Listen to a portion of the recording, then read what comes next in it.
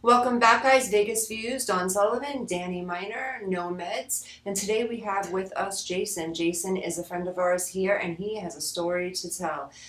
Jason, so I just heard also you are not afraid to be canceled. I have a few stories. All right. Yeah. You got some stories, and he's not afraid to be canceled, so this is good. He meshes well with us. Danny and I generally don't do well with when we do interviews with people because they watch what they say, but I have a feeling Jason's not going to watch what he's saying here with us. Okay, Jason, tell me a little bit about you. Where are you from originally?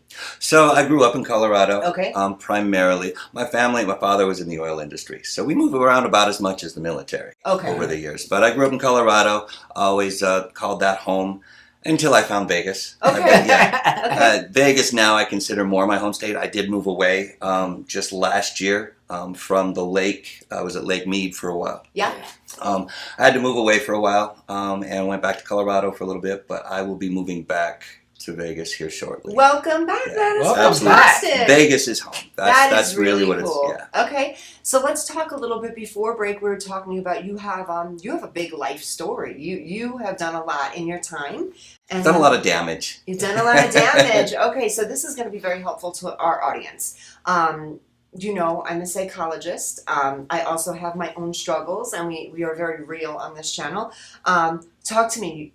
Addiction issues. Well, I want to ask first, before we go on to you, Jason. Yeah. Any addiction issues with you? I was just going to say. I didn't know that about you. Listen, no, I here's the thing. I have an addictive personality. Yeah. I mean, when I like something, I'm doing it. I'm doing it, and I'm doing it every friggin' day. Okay? Yeah. So, I used to have, honestly, you're going to laugh about, I had a food addiction. I would eat constantly. I mean, I got so fat. You saw pictures of me. I've seen the pictures. Yeah, so I had to go on, like, that was my addiction, Jason. I mean, I would eat and eat and eat, and I'm proud of myself because I'm away from it for about 5 years. Good. So knowing Jason, that he beat addiction too, I mean, it's amazing because, Jason, I know being a cop, addiction is real. I do. Yeah. I know it's real, and I know people can't help it.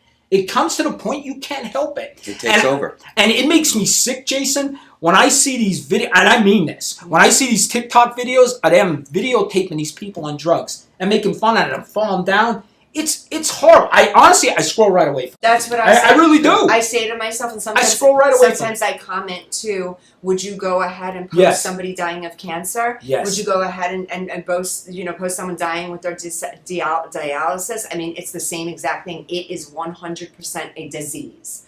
Okay, no matter how you spin it, no how you look at it, no matter how someone may be able to control it better than others, it is a disease. So, Jason, let me ask you, addictions. What type of addictions have you had? All that being said, I am a recovered alcoholic. Okay. I spent the better part of probably 3 decades drinking. Wow.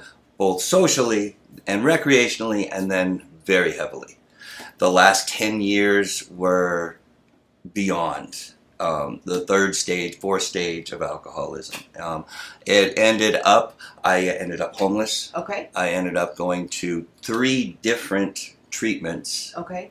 Inpatient treatments, so rehab 3 different times before it finally took. Wow. Can I ask you, so you were drinking for all of that time. Did you know way back in the day when you first started there was a problem, or is it to the latter part of the addiction that you knew That's what's so insidious about it. It is progressive for most everybody. Yeah. That it just kind of, for one, it becomes a friend. It's just it's a good time. Yeah. You're drinking on the weekends. You're drinking in college. You're drinking, just for whatever, birthday parties and events and things like that. But that quickly turns. Yes. And for not everybody, not for everybody, but for some of us, for many of us, it does turn. It becomes less positive, less enjoyable. It comes at more of a cost. It takes more and more out of it, and you want to do it more. Sure. So it just snowballed, and it was very subtle over many years the way it happened. But then there were points all of a sudden after 10, 15, 20 years, I realized, yeah, okay, I am. And there was a point where you either fight against that or you embrace it. Sure. And I see all the time, and I was at a point too where I actually embraced it. I'm like, the hell with it. I am what I am. I'm a drunk. We're going to do it till the wheels fall off. We're going to do it till we're dead. Okay. And there's a point of that where you just really give up. That's the worst part is, F it, Sure. And it's over. So when you gave up, what was the situation when you gave up? You were a homeless person, drinking on the streets? There were, not so much there. It happened on a few different stages. Okay. Growing up, living in Colorado, reached a point where I had lost everything. I lost my girlfriend of 8 years. Wow. I lost my apartment. Of course, I lost my job. I couldn't keep a job for more than 6 months Yeah. at that point. Everything was gone. I had to come to just be taken in by family, and still wasn't going to quit. Okay. Still could find a way around Sure. it. Still could make it work. Still could do whatever. And nope, another 10 years go by, and I drink myself further and further and further down, trying to mitigate it, trying to work around it, trying to compensate, trying to make up for it. Did you ever go and change your choice of alcohol, thinking that would help? Like, okay, so There was some conventional wisdom Sure. on that, stay away from the hard liquor, stay away from the clear stuff, only drink beer. Mm-hmm. Really, none of it mattered. None of it mattered. Once it reached that point in my own mind, in my own subconscious, that was the only way I could exist. That was the only thing that worked. It was the only thing that made me feel better. Sure. And it was gallons of vodka at that point. It was just forget it. And by the time you ended up stopping, how was your physical health? Well, what was remarkable was I would stagger, I would shake, I would have all those symptoms, really just like that, just like Nick Cage and Leaving Las Vegas. Sure. At that stage, barely eating anything solid, almost all alcohol all the time, the shakes, the whole bit. I sort of drank myself out of hangovers Sure. long past that. I was in bad shape, but come to discover, most of my health recovered fairly well after that, when it finally worked. It took a third trip to rehab before it really clicked. What do you think that click was for you? Was there one specific thing? Was it hitting rock bottom? There was a bit of a light bulb when I was in treatment. It was the first week, and there was finally a moment where I truly understood that I could forgive myself and I don't have to hate myself anymore. Okay. Because it I reached could that imagine process you- of self-destruction Yeah. for so long. So I could imagine you looking at yourself saying, okay, like I did this, I created this, and there's a lot of shame that comes along with that. I did it. Yeah. I made these mistakes. Yeah. I just about destroyed my entire life. I just about killed myself. Okay, that happened. What can I do? How can I make up for that? What can I be now? Okay. And accepting that, letting go of that, was the important part. Okay. Now, so there's so much out there these days about addiction, guys. Is it a physical addiction? Is it a mental addiction? There's so much there. Now, and everybody has a different belief system. There's so much in the DSM. That's a book where we diagnose and things like that in psychology. For you, what is your belief? Do you believe that you were emotionally drawn to alcohol and got addicted to the alcohol? Or do you believe that you were emotionally distraught and the alcohol was covering what really needed to be fixed, if that makes sense? Did your body get addicted first, or did your mind get addicted first? It really was. It's often a perfect storm. Sure. A combination of elements. For myself, part of it was certain social anxiety. Sure. So let I me was- ask you, you would drink because you would feel social anxiety, so you would drink so you wouldn't have to feel the social anxiety. Drinking at parties and drinking like that to open up and have a good time. Sure. That's where it starts. That's the easy way to start it. Absolutely. So it was compensating for certain, inadequacies, certain insecurities. Sure. Okay, that worked well. Yeah. What else can it help me with? Sure. And So it's a tool for you at one point. it absolutely was, Okay. in many different times, So different guys, you stages. hear this if you're out there and you're just tuning in now. We're talking to Jason about addiction, and he was saying his first couple of stints with alcohol, it was a tool for him. It was helping him. So it was a positive. And many people that are addicts, that's what they'll talk about, their early stages of abuse to whatever substance it is, or maybe not just the substance, that it's a tool for you. It's friendly to you. It helps you. It's doing something for your life. It's for certain drugs and certain things, shopping addictions. You're buying these things, you're getting dopamine hits, you're waiting for it to come in the mail, the package comes. Food, in Danny's situation, you're eating something, you feel good about eating, you're looking forward to eating. There's an anticipatory anxiety about eating, an anticipatory excitement about eating. These are all about dopamine rushes. Okay. That's absolutely right. That's what alcohol was. It always serves a purpose Sure. to a point. Absolutely. And it always meets a need. It always fulfills that need until it asks for more. Until the cost exceeds the benefit. And for you, what did that look like, Jason? What did the cost, the exceeding, what did that look like? Well, When was it starts with it starts with a hangover. Sure. All right. How bad's your hangover? How long does that last? Okay, can you go and do that again? Can you do that next week? Can you do that all weekend long? Can you Sure. do a whole week of it? And okay, so hangovers, then all right, then you stop eating as much and you're more sick. There's a common expression in recovery is being sick and tired of being sick and tired. Yeah. Well, the more that prolongs, the more that goes on, then all right, everything else starts to suffer. Yeah. You start calling into work, you start missing appointments, you start treating the people around you more poorly, you blow things off, you're missing things like, so it pulls you further and further away from everything, from yourself and from the other people that you love and you care about. And it was a progressive thing, because when that happens, then you feel guilty. Yeah. And then when you feel more like shit about yourself, then you're going to drink again. Because you're avoiding. So I love where Jason's going with this. Right. Thank you so much, Jason, because the way you're explaining this is just ideal for our audience right now, especially addicts. If you're tuned in and you're watching, again, Jason's talking about alcoholism, but this can refer to any addiction. He's now saying you're feeling the sense of guilt. So you didn't want to do what you're doing at the beginning, but it's helping. Your tools are helping you. So your alcohol or your shopping or your heroin or your methamphetamine or your food or your sex or your porn, it's helping you, right? And then you're utilizing it for something in your life. And then it becomes not so great anymore, but then you kind of end up, would you say, needing it, because now you have this whole sack of guilt. You want to do those things because then you need it. Absolutely. Okay, so then at that point, would you also say that your body and your mind together, that perfect storm, now say, we need this? It does. Okay. Your body chemistry, your brain chemistry, Sure. all of those things begin to adapt more consistently to what you're introducing into your body. Sure. Those chemicals and that dopamine and all those other things, your body recalibrates to that. And then you take that away and your body goes, holy crap, what do we do now? Mm-hmm. And you hear it all the time. I need a drink. Mm-hmm. That is just in the normal lexicon Absolutely. in our culture. Absolutely. I need a drink. Yes. I got dumped. I deserve Yes. and I need a drink. Yes. I got fired. I deserve and I need We a drink. celebrate. Something It's true. great happens. There's a party. There's children's Every bit of birthday it. parties. There's, what is this now? A lot of stuff on TikTok too is the day drinkers with moms. Very, very concerning. They're like, through COVID, and moms were home a little bit more. They had their kids. So the whole thing was, our kids stress us out a little bit. We're going to be day drinkers. Do you know how many women I speak to that are full-blown alcoholics from COVID to now? Because they just started with a couple of glasses of wine to take the edge off, because the kids, and they realized, like, this wine's aiding me. Again, just like you said, Jason, there was the tool. It was helping them raise the kids, and it was helping them get the laundry done quicker. And then it was helping them cope with the husband's nonsense. Then it became, oh God, I feel guilty because I yelled at the neighbor, and then I did this and that.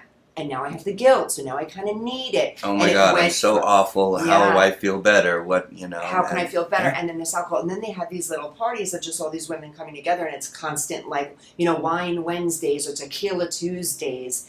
And there's 7 days to the week, and there's 7 alcohols that you can drink in those 7 days. And it's become a massive problem amongst women. I think the age group on the statistic was, 29 to like 34 to 38 new moms. This is not what our children of generations need. They don't need to be raised by intoxicated moms. Putting it out there, guys. Not judging you. I'm just saying. Right. Yeah. Yeah. Don't carpool. Don't pick the kids up from the with the vodka in the sippy cup. Leave that out. But it does. It gets in. It completely remakes you. If you do it long enough, often enough, not for everybody, but for myself, it completely remade. Yeah. Completely redid all my body chemistry, my brain chemistry, all of that, my priorities, my lifestyle, everything else. And so, then you can't separate one from the other. It is all just completely been changed. And the only thing that mattered, the only thing that existed was alcohol. Yeah. I didn't even care about any other substances, really. I smoked cigarettes for decades, sure, but didn't need anything else. Alcohol was what it was all about. Okay. And which some people say that's the absolute worst drug. It has been said and compared as far as those addictions go. I agree. It's depending on the situation. It's the most abused drug. I would say the most abused drug. Right. Absolutely, I agree. One of the most accessible and most extremely accepted. Dangerous. Yeah. Extremely. I mean, I believe it's up there with heroin, meth, and fentanyl. I believe alcohol's up there with heroin, fentanyl, and meth. Because 1, it's accessible, easy to get. 2, depending how you buy it, it's very cheap. And 3, I feel like, from my knowledge, that the addiction comes on so smooth. Alcohol addiction is so insidious. It is. It's just a smooth transition to here I am today to 10 years later. Holy shit. Yeah. How did I get here? So let me ask you a very serious question. If you don't want to answer it, just let's bypass.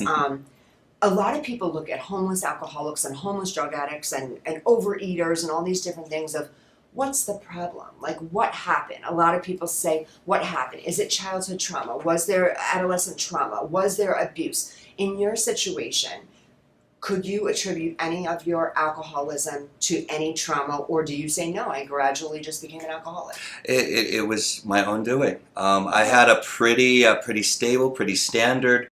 I call it the wonder years of the 90s. Okay. I grew up in a suburb in Aurora, Colorado, Okay. and it was, there was nothing. Aurora. I know something about Aurora. Do you know Aurora, dating back, means dawn, my name?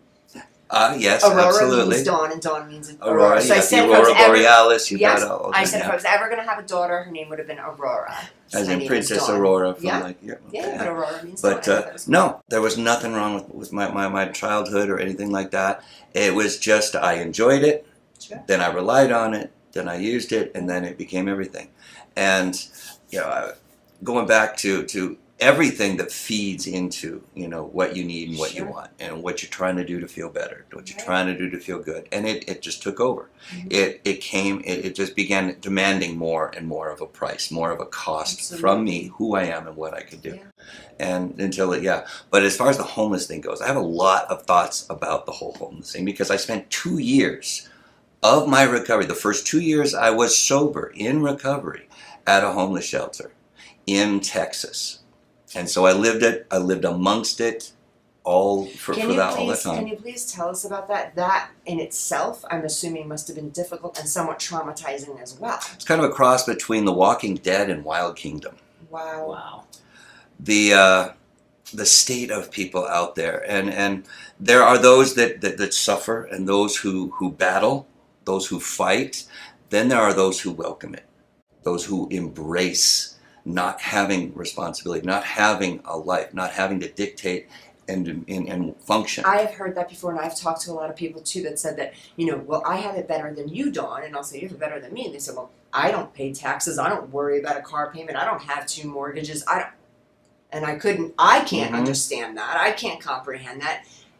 You're okay with having not being a part of society and having Not having any human existence. It Yeah. is something somewhere beneath. and they believe that. it, and they live it, and Yes, they love yes, it. they do. Yes, yeah, yeah. They turn their back on any of it. Yeah. It's sort of the extreme example of I'm a grown up, you're not the boss of me, you can't tell me what to do. Yeah. And they end up in a tent, and they end up with stealing shoes from other people and stealing food and holding up those cardboard signs. And you have to choose to actually have a life. Yeah. And as a human being, it doesn't come automatically. We don't operate by instinct. Absolutely. We have to make those choices, and we have to take those actions. Yeah. And I saw, yes, there's people that are mentally ill. Yeah. They're out there, and that breaks my heart. Yes. All right, those ones we reach out to, we help. Yes. I was involved in helping as well as Sure. when I could. But then there are the other ones who literally will not, they will not do any of what it takes to have a life of their own. They will just completely give up on the whole thing Yeah. and live somewhat less than human. And I do believe the whole situation is sad because all of addiction is just sad to me in my personal experience, and people that I talk to, it is really sad. But we can't want something for someone more than they want it. So, for instance, someone's an addict in your life, a family member, a friend, and they don't want to get clean, but you need them to get clean because you want them to be a healthy, normal person. A lot of the times you don't want them to die, or it's just an annoyance. This person won't change. You still have to bail them out and help them out and stuff like that. But you can't want something for somebody more than they want it. Mhm. You said you wanted to be clean, obviously, so here you are today. And you have 7 years? It'll be 7 years in a month. Well, a month and a half, yeah. You guys, this in is November. possible. 7 years and a month. That is a very long time Thank congratulations. Thank That you. is a very long time to say, I'm not doing something anymore, and he stopped doing it. Okay? And he just explained to us, generously explained to us those steps so we understand he doesn't have his tool anymore. And then the guilt doesn't come anymore. And then he won't need it anymore. Is there a part of you that's ever I am not the same because of this experience. 100%. Okay. Entirely. Are you? I are you rebuilt glad? myself completely from that point on, from that I moment love on. that. I And love that. it is all chosen and deliberate. Everything about me and everything who I am is all chosen and So deliberate. you are an intentional person. Entirely. An authentic, intentional person. Entirely. For better or worse. I love, for better or worse. Yes. I love You know, that. mistakes and foibles and whatever misdirections. Absolutely. But I have always, I've now maintained the ability to recover from those things, learn from those things, to make those adjustments. So let me ask you a question. This is kind of a hard question too.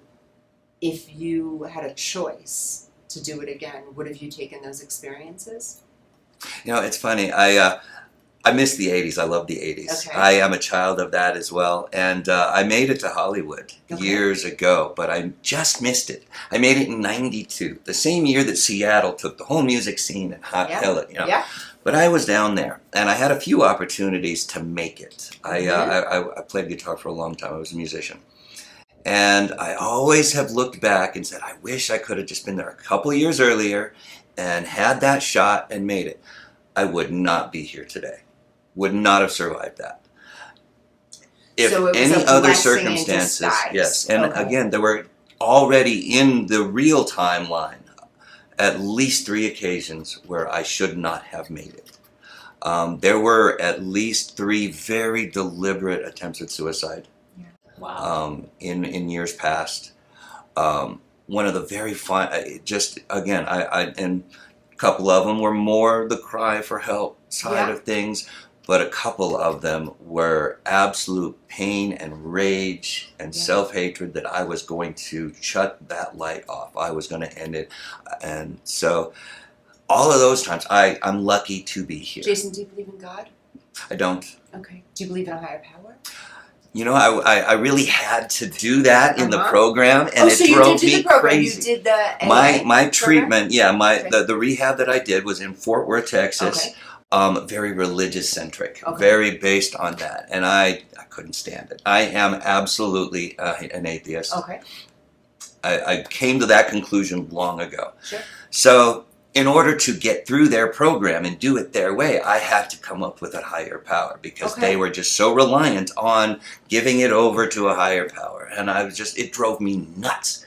And in order to basically just shut them up, I decided that knowledge was my higher power. Ooh, I love that, guys. And that works. Guys, do you know how many times I have worked with people and sat with people and said, well, their biggest problem is they can't get past give it to God or give it to the higher power, give it to the universe? No. Jason just said it. His higher power is knowledge. I absolutely love that. Good. So you having the knowledge and you knowing that was something to look higher to. Exactly. I love that. That was That is useful. You fantastic, don't guys. have to give anything over. It's all us. The It's ambition. all what we have generated, for better or for worse. Absolutely. And even giving credit, I think that's horseshit. Giving credit, praise to God. I'm sorry, but no, praise to what you did to generate those thoughts, those values, those beliefs, all the good things about religion. We came up with that stuff. That's the best of us. Mm-hmm. And so giving credit over to anything or anyone for that, I think, is embezzlement. I think it's fraud. We are all entitled to our opinions. I am so glad that you are sober and the way you got sober. And I love, however, I believe we all should have some sort of a higher power. In your case, that's knowledge, and that's beautiful to me. Mine is God. I do give God thanks and grace and everything to God. My whole thing is God's Gratitude away. is huge, no Yes. matter where it's placed. No matter where it's placed. Yes. My brother once said to me too, it doesn't really matter what you believe in something. He's like a shoe, believe in anything. So That's I the really power. like that Human too. belief Just in and of having itself. belief in whatever it is. For me, Absolutely. it happens to be God, and I do have other belief systems as well. Are we breaking or We're breaking, right? Oh, we're breaking. Yeah, Oh, we're breaking. Maria said Okay. we still have 10 minutes after. Because right? I'm talking and I see you distracted, and I'm like, and then he's like hand signing. You're gang signing Maria, and I'm like, what's going on here? Okay. Oh, your tune's coming up. Okay, so Jason, I wanted to thank you so much. This was very informative, and I hope, and I love the way you tell this story, and I love the way that our audience is going to be able to connect with it, because a lot of people think, and I see this a lot, that you had to have been abused as a child. This is what everyone thinks. You get abused as a child, something's not right, you're masking stuff, and then next thing you know, you're drunk, and then you have this horrific life, and then how do you get clean? And that's like the quick version. Your version is, no, nothing was fine. Everything, my home was good. Everything was okay. You decided, this alcohol's aiding you in something, and you ran with it, stuck with it. You rode it out until the wheels fell off. You cultivated it, and here you are, a sober, wonderful person. And I loved what you said. Also, I want to make mention to this is, I thought you were going to say that you turn the experience around because you could have done something in Hollywood. And instead you said you would have been dead. So if you would have went on that road, that would have been a great ride, but it would have been a short one. Shorter but greater ride. And I thought you were going to say something opposite. So in a way, the road you did take was the best road for you. Yeah. And you're grateful for that. Because you are. Absolutely. Okay, because I love that when people with addictions can say that they're grateful for things, because I believe in this, whatever your tribulations, whatever it is you're going through, the addiction or not, we all, no matter how you feel about yourself, but we all wouldn't be exactly who we are right now without those things. Danny wouldn't be Danny if he didn't have his issues. I don't know what we would do. And his enthusiasm. Right. I don't know where that comes from. I'm going to dig one day because I haven't totally analyzed him. Oh my God. I sent our video to someone very close to me. And he said, oh my God, does that guy take a ton of Adderall? And I was like, no, we're really no meds. Like legit. Both of us are not on meds. We're just that kooky. But yeah, if I hadn't known him well enough, I wouldn't believe it. You would have thought an Adderall head, right? Yeah. I've known him long enough. Right? I've been accused of doing cocaine too. No, you're too light. No, you're too much for cocaine. Cocaine's nothing. You're on like a higher level than coke. You're more like a meth or an Adderall, like a 30 milligram Adderall. Yeah, he's a bit tweaky. Yeah, he's a tweaky, right? And in a good way. Come on, you're great good way. Tweaky. Thank you so much, Jason. I truly appreciate Thank you. you. Welcome back to hang out Thank with you us very much for having me anytime. here. This is really a first. I'm always candid about what I've been through and what it means, I love but it's that. the first to actually really share it this openly. Awesome. And Can it's we been see awesome. more of you? Is there going to be more? Are we doing more? I am moving back to Vegas Awesome. in part to be more involved with great things like this. Okay. So I'm really excited And also, about keep in mind, those kind of- I love saying this, and this is just so true. I am a licensed talent agent for a very, very long time. Hollywood's still right over there. If you want to give it another go, I'd love to swing find my out way. if I still have any talent. So yeah. Well, that's what I do. So please come visit me, Fantastic. and we can definitely do something there. Whether it's just TV commercials, whatever it is, we'll tap into it somehow. Yeah. Very I love excited. that. Thank Cool. you so much, Jason. Thank you.